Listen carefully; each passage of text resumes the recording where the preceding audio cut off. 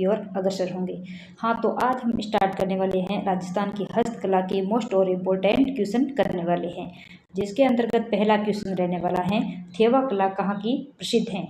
तो इसका right answer अगर आप लोगों को आता है तो कमेंट के जरिए जरूर बताइएगा, अगर नहीं आता है तो हम जानते हैं इसका आंसर क्या रहने वाला है। हाँ, तो इसका राइट आंसर रहने वाला है प्रतापगढ़, यानी थेवा कला प्रतापगढ़ की प्रसिद्ध है।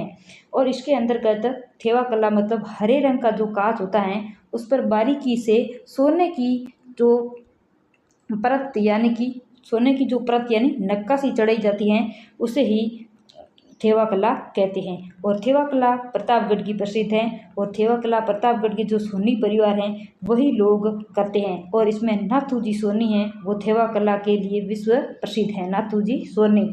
और आप लोगों को ये भी याद रखना है कि ये कला लोग आगे से आगे नहीं बढ़ाते हैं, सिर्फ ये अपने ही वंश तक रखते हैं, यानी कि सोनी परिवार तक ही रखते हैं, आगे लोगों को नहीं बताते हैं, ये गुप्त रखते हैं। चलिए आज की क्लास का नेक्स्ट क्वेश्चन देखते हैं।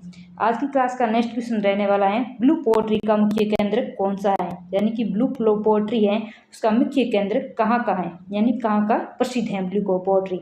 अगर आप लोगों को आता है तो कमेंट के बॉक्स के जरिए जरूर बताइएगा, नहीं तो हम जानते हैं इसका आंसर क्या रहने वाला है। हाँ, तो इसका राइट आंसर रहने वाला है जयपुर, यानी कि ब्लू पोएट्री जयपुर की प्रसिद्ध है। यानी कि इसमें होता है मिट्टी के जो बर्तन होते हैं चीनी मिट्टी के बने हुए, इसमें नीले रंग का चित्रकारी करना ब्लू पोएट्री कहलाता है। और ये मूल रूप से पर्शिया या ईरान की है। अगर आप लोगों को पूछ ले कि ब्लू पोएट्री मूल रूप से कहाँ की है तो आप लोगों को बताना है ईरान की, यानी कि ईरान या फिर पर्शिया भी ऑप्शन में आ सकता है। इसे सर्वप्रथम कौन जयपुर लेके आए थे, तो आप लोगों को लिखना है कि मानसिंह। कौन लेके आए थे? मानसिंह से जयपुर लेके आए थे। चलिए आज की क्लास का नेक्स्ट क्वेश्चन देखते हैं बिना समय गंवाए। नेक्स्ट क्वेश्चन रहने वाला है कि उस्ता कला किस पशु की खाल पर की जाती है, यानी कि उस्ता कला है वो कौन से पशु की खाल पर की जाती है। तो इसका राइट आंसर रहने वाला है ऊंट, यानी कि बी इज राइट आंसर। यानी कि ऊंट की जो खाल होती है उस पर सोने की बारीकी से जो चित्र बनाए जाते हैं उसे ही उस्ता कला कहा जाता है। और अगर आप लोगों को ये पूछ ले कि उस्ता कला कहाँ यानी कि किस जगह की प्रसिद्ध है, तो आप लोगों को लिखना है बीकानेर की। किस कहाँ की प्रसिद्ध है? बीकानेर की उस्ता कला प्रसिद्ध है। हाँ, तो अगर आप लोगों को इसके बारे में और भी जानकारी है तो हम नेक्स्ट वीडियो में आपको बहुत अच्छे से समझेंगे कि उस्ता कला क्या होती है। चलिए आज की क्लास का नेक्स्ट क्वेश्चन देखते हैं। आज की क्लास का नेक्स्ट क्वेश्चन रहने वाला है मथेरन कला का संबंध किस जिले से है, यानी कि जो मथेरन कला है उसका संबंध कौन से जिले से है। इसका अगर आप लोगों को आंसर आता है तो कमेंट के जरिए जरूर बताइएगा, हम जानते हैं इसका आंसर क्या रहने वाला है। मथेरन कला का संबंध हमेशा बीकानेर जिले से रहा है, यानी कि ए इज राइट आंसर। यानी कि बीकानेर के जैन समुदाय द्वारा धार्मिक स्थलों, पौराणिक कथाओं, देवी देवताओं के भीतर चित्र बनाना मथेरन कला कहलाते हैं। और ये एक पारंपरिक परंपरा है, यानी कि इसे अरायस पद्धति भी कहा जाता है। चलिए आज की क्लास का नेक्स्ट क्वेश्चन देखते हैं। नेक्स्ट क्वेश्चन रहने वाला है अजरक प्रिंट कहाँ का प्रसिद्ध है, यानी कि अजरक प्रिंट है वो कहाँ का प्रसिद्ध है। हाँ, तो इसका राइट आंसर रहने वाला है बाड़मेर या बालोतरा। बाड़मेर अगर न्यू जिलों के अनुसार क्वेश्चन आए तो आपको बालोतरा लिखना है, अगर बालोतरा ऑप्शन में नहीं हो तो आपको बाड़मेर लिखना है। यानी कि इस अजरक प्रिंट के अंतर्गत अजरक प्रिंट के अंतर्गत एक कपड़ा होता है नीले रंग का, नीला और लाल रंग, जिसके ऊपर कसीदाकारी यानी छपाई की जाती है ज्यामितीय आकार से, इसे ही अजरक प्रिंट कहा जाता है। चलिए आज की क्लास का नेक्स्ट क्वेश्चन देखते हैं। आज की क्लास का नेक्स्ट क्वेश्चन रहने वाला है ताराकसी के जेवर के लिए कौन सा स्थान प्रसिद्ध है, यानी कि ताराकसी जेवर है उस स्थान के लिए कौन सा स्थान प्रसिद्ध है। हाँ, तो इसका राइट आंसर रहने वाला है नाथद्वारा, ए इज राइट आंसर। ताराकसी के लिए नाथद्वारा प्रसिद्ध है। यानी कि चांदी के बेहद पतले और बारीकी तरीकों से आभूषण जो बनाते हैं उसे ताराकसी कहे जाते हैं। और नाथद्वारा कहाँ पर स्थित है, तो आप लोगों को लिखना है राजसमंद के तरह नाथद्वारा स्थित है, वहाँ की ताराकसी प्रसिद्ध है। चलिए आज की क्लास का नेक्स्ट क्वेश्चन देखते हैं। आज की क्लास का नेक्स्ट क्वेश्चन है कि कावड़ कला में मुख्य रूप से किसका प्रयोग होता है, यानी कि कावड़ बनाई जाती हैं उसमें वो किसकी बनाई जाती हैं, उसमें किसका प्रयोग होता है। हाँ, तो आप लोगों को आता है तो कमेंट के जरिए जरूर बताइएगा, नहीं आता है तो हम जानते हैं इसका आंसर क्या रहने वाला है। हाँ तो इसका राइट आंसर है लकड़ी, यानी कि कावड़ होती है वो लकड़ी की बनी होती है, यानी कि एक मंदिर नुमा बनी एक आकृति होती है जिसके कपाट भी होते हैं, दोनों साइड खुलते हैं और उसमें पौराणिक कथाओं के चित्र बने होते हैं। और आपको ये पूछ लें कि कावड़ कहाँ की प्रसिद्ध है, तो आपको लिखना है कि बसी चित्तौड़गढ़। कहाँ की है? बसी चित्तौड़गढ़, चित्तौड़गढ़ की प्रसिद्ध है कावड़ कला। चलिए आज की क्लास का नेक्स्ट क्वेश्चन देखते हैं।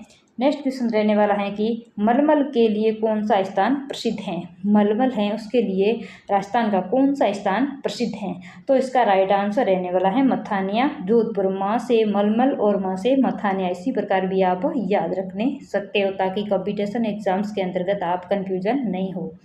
हाँ तो मलमल ये होता है मथानिया जोधपुर का। ये मलमल क्या होता है, तो आपको बताते हैं कि जोधपुर का मथानिया अपनी बारीकी और मलमल कपड़ों के लिए जाना जाता है, और कोटा का केतून और कोटा डोरिया की साड़ी के लिए प्रसिद्ध है। लेकिन शुद्ध मलमल के लिए आपको पूछ ले तो आपको बताना है मथानिया प्रसिद्ध है जो कि जोधपुर का है। चलिए आज की क्लास का नेक्स्ट क्वेश्चन देखते हैं।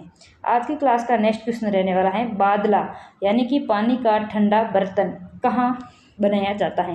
यानी कि जो बादला है वो पानी की ठंडी एक बोतल है, किनसे बनी हुई है, आपको ये भी पूछ सकते हैं। बार बार कंपटीशन एग्जाम के अंदर ये भी क्वेश्चन आ चुका है कि बादला किससे बना हुआ है, तो आप लोगों को लिखना है जिंक से बना हुआ है। और आप लोगों को पूछ ले कि बादला कहाँ का प्रसिद्ध है, तो आपको बताना है जोधपुर का प्रसिद्ध है।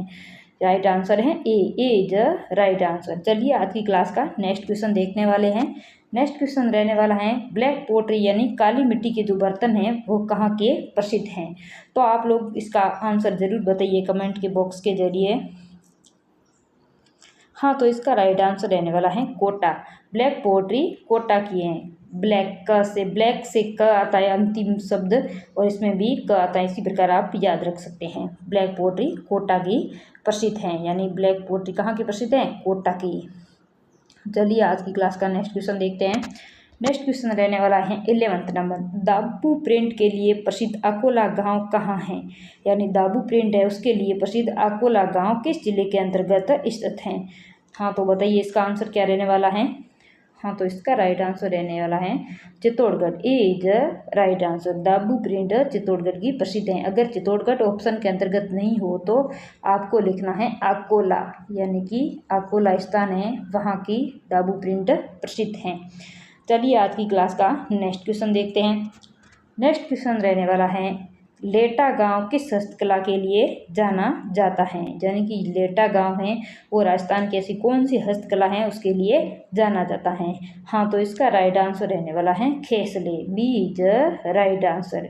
ये खेसले होते हैं वो जालोर जिला के लेटा गांव के अंदर मोटी सूती चादर होती है, उसे ही खेसले कहा जाता है। और आप इसी प्रकार याद रख सकते हैं कि लेटा इसमें ले शुरुआत में आता है और खेसले में ले अंतिम आता है। इसी प्रकार आप याद रखोगे तो कंपटीशन एग्जाम्स के अंतर्गत आप बिल्कुल भी कंफ्यूजन नहीं होगे और बेझिझक से अपना उत्तर सही कर पाओगे। चलिए आज की क्लास का नेक्स्ट क्वेश्चन देखते हैं। आज की क्लास का नेक्स्ट क्वेश्चन है कि कागजी पोट्री के लिए कौन सा जिला प्रसिद्ध है, यानी कि कागजी जिला पोट्री है उसके लिए कौन सा जिला प्रसिद्ध है। हाँ तो इसका राइट आंसर रहने वाला है सी, यानी कि अलवर कागजी पोट्री का प्रसिद्ध है। सी इज राइट आंसर। यानी कि इसे डबल कटर पोट्री भी कहा जाता है, यानी कि इसमें बर्तन पतले और हल्के बनाए जाते हैं और वे कागज जैसे लगते हैं, इसलिए इसे कागजी पोट्री भी कहा जाता है और इसे डबल कट पोट्री भी कहा जाता है। आपको यह भी याद रखना है, डबल कट पोट्री। हाँ तो चलिए बिना समय गवाए दूसरा क्वेश्चन स्टार्ट करते हैं। अगला नेक्स्ट क्वेश्चन रहने वाला है मोलेला गांव किस कला के लिए प्रसिद्ध है। मोलेला गांव है वो राजस्थान की कौन सी कला के लिए प्रसिद्ध है। हाँ तो इसका राइट आंसर रहने वाला है टेराकोटा या मृण मूर्ति। Is right answer. हाँ तो टेराकोटा है ये राजसमंद जिले के मोलेला गांव है उसके अंदर जो मूर्तियां बनाई जाती हैं वो विश्व की प्रसिद्ध मूर्तियां हैं। और इसके अंतर्गत आपको ये पूछ लें कि किसका प्रयोग किया जाता है, तो आपको लिखना है कि गद्दे की लीद और लोक देवताओं या उनकी मूर्तियां और टाइल्स बनते हैं उसे ही टेराकोटा या मेलोला कहा जाता है, यानी कि इसमें गद्दे की लीद का प्रयोग होता है। किसका? गद्दे की लीद का प्रयोग होता है। चलिए आज की क्लास का नेक्स्ट क्वेश्चन देखते हैं। नेक्स्ट क्वेश्चन रहने वाला है, राजस्थान में गोटा उद्योग का मुख्य केंद्र कौन सा है? गोटा उद्योग का मुख्य केंद्र आप में से बताना है कि इसका आंसर क्या रहने वाला है। हाँ, तो इसका राइट आंसर रहने वाला है Khandela Sikar is right answer. आज आप लोग इसी प्रकार याद रख सकते हैं जैसे कि मैंने भी याद किया था, यानी कि गोटा है वो खंडा है, मतलब खंड है, उसका खंड किया हुआ। इसी प्रकार आप अगर याद रखोगे तो भूलोगे नहीं। अगर आपको वैसे ही इजीली याद हो जाता है तो कोई बात नहीं है। चलिए आज की क्लास का नेक्स्ट क्वेश्चन देखते हैं। नेक्स्ट क्वेश्चन रहने वाला है, फट चित्रकन का मुख्य केंद्र कौन सा है? यहाँ की यानी कि जो फड़ होती है उसका चित्रण कहाँ किस स्थान पर प्रसिद्ध है, वहाँ पर मुख्य रूप से बनाया जाता है। हाँ, तो इसका राइट आंसर रहने वाला है शाहपुरा। बीज राइट आंसर, यानी कि शाहपुरा है वो भीलवाड़ा जिले के अंतर्गत स्थित हैं। वहाँ पर लोक देवी देवताओं जैसे पाबूजी, देवनारायण जी, इनकी कथाओं के जो चित्र हैं उस चित्रों को उकेरते हैं। और आपको बताना है कि फट चित्रांकन के लिए कौन सा प्रसिद्ध है, तो आपको लिखना है जोशी परिवार। कौन सा परिवार? जोशी परिवार। और इसके लिए अगर कलाकार का पूछ ले तो आपको लिखना है श्रीलाल जोशी और पार्वती जोशी, जो अंतर्राष्ट्रीय स्तर पर इस फट चित्रांकन को लेकर गए थे। चलिए आज की क्लास का नेक्स्ट क्वेश्चन देखते हैं। नेक्स्ट क्वेश्चन रहने वाला है, पेच वर्क की कला मुख्य रूप से किस क्षेत्र में होती है? पैच वर्क की जो कला है वो मुख्य रूप से किस क्षेत्र की होती है? हाँ, तो इसका आप कमेंट के जरिए जरूर बताओ आंसर क्या होगा। हाँ, तो इसका राइट आंसर रहने वाला है शेखावटी, यानी कि बी इज राइट आंसर। पेच वर्क है वो शेखावटी की प्रसिद्ध हैं। और पेच वर्क के अंतर्गत क्या होता है, इसमें अलग अलग रंग के कपड़ों के छोटे छोटे टुकड़ों को काट करके एक कपड़े पर डिजाइन के रूप में सिलना पेच वर्क कहलाता है। और आप लोगों को ये पूछ ले कि शेखावटी के अंतर्गत जिले कौन से आते हैं, तो आप लोगों को पिछली क्लास के अंतर्गत अच्छे से समझाया है। हाँ, तो चलिए आज की क्लास का नेक्स्ट क्वेश्चन देखते हैं। आज की क्लास का नेक्स्ट क्वेश्चन रहने वाला है, सूती वस्त्रों पर बगरू प्रिंट कहाँ का प्रसिद्ध है? सूती वस्त्रों पर जो बगरू प्रिंट किया जाता है वह कौन से जिले का प्रसिद्ध है? हाँ, तो इसका राइट आंसर रहने वाला है जयपुर। बगरू प्रिंट कहाँ का प्रसिद्ध है? जयपुर। सी इज राइट आंसर।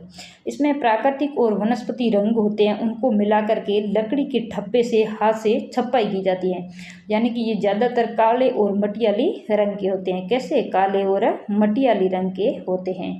चलिए आज की क्लास का नेक्स्ट क्वेश्चन देखते हैं। आज की क्लास का नेक्स्ट क्वेश्चन रहने वाला है, नमदे निर्माण का मुख्य केंद्र कौन सा जिला है? यानी कि नमदे का निर्माण होता है वो कौन सा जिला है? हाँ, तो इसका राइट आंसर रहने वाला है Tonk. Is right answer. Namda Tonk का प्रसिद्ध है, यानी कि भेड़ की ऊन को कूट कर जमा कर जो गर्म बिछाने के लिए कालीन बनाए जाते हैं उसे ही नमदा कहा जाता है। नमदा उद्योग राजस्थान में टोंक जिले का प्रसिद्ध है। चलिए आज की क्लास का नेक्स्ट एवं अंतिम क्वेश्चन देखते हैं। आज का अंतिम क्वेश्चन रहने वाला है, कुदरत सिंह का संबंध किस हस्तकला से है? कुदरत सिंह एक व्यक्ति है, यानी कि एक कलाकार है, यानी कि एक हस्तकलाई है। उसका संबंध कौन सी कला से है? हाँ, तो इसका आंसर आप बताइए कमेंट के जरिए क्या रहने वाला है। और आप कमेंट के जरिए ये भी बताइएगा कि आप लोगों को हमारी क्लास और हमारी संपूर्ण व्याख्या की जानकारी आप लोगों को कैसी लगी। और हाँ, आप हमारी क्लास को शेयर और लाइक जरूर कीजिएगा ताकि आप तक इसी प्रकार का कंटेंट पहुंच सके। हाँ, तो इसका राइट आंसर रहने वाला है मीनाकारी, यानी कि कुदरत सिंह का संबंध मीनाकारी से है, यानी कि सी इज राइट आंसर। मीनाकारी के अंतर्गत क्या होता है कि इसमें सोने और चांदी यानी कि कीमती जो आभूषण होते हैं उसके अंदर रत्न भरे जाते हैं, उसे ही मीनाकारी कहा जाता है। मीनाकारी दुनिया भर में यानी कि जयपुर की प्रसिद्ध हैं। और इसमें कुदरत सिंह